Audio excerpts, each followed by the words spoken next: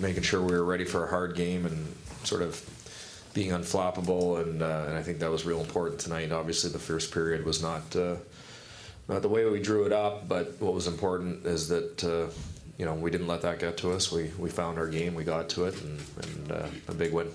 Zach felt that you guys almost might have psyched yourself into worrying about that to a point that it made you. I think so. There's a real possibility of that. I also think you have a start like that, you start thinking, why is this happening? We've had a couple good practices, and whether it's coming back off the West Coast or kind of the long layover, or an East, after playing kind of rivalry teams and Western Conference teams, and now all of a sudden we play the first Eastern Conference team. You don't kind of have that hatred, you don't have that fear of losing.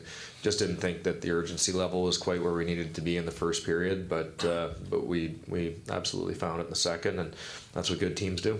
How do you do that? I mean, how do you rebound from that first period and have that second? You get to your game. You have again, you've got a foundation of what you have to do, things that you're doing when you're successful, and I thought that we did that much better in the second period. What do you think of Vanek's goal?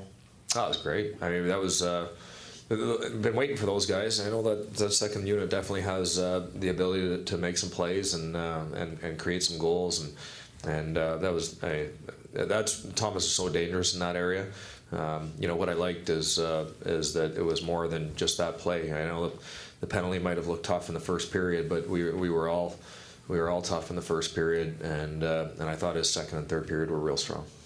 Is the message tonight to just be pleased with 2 points in a game that could have been more of a trap game, or? The message tomorrow will be, when we're going to look at the video, and we're going to have to.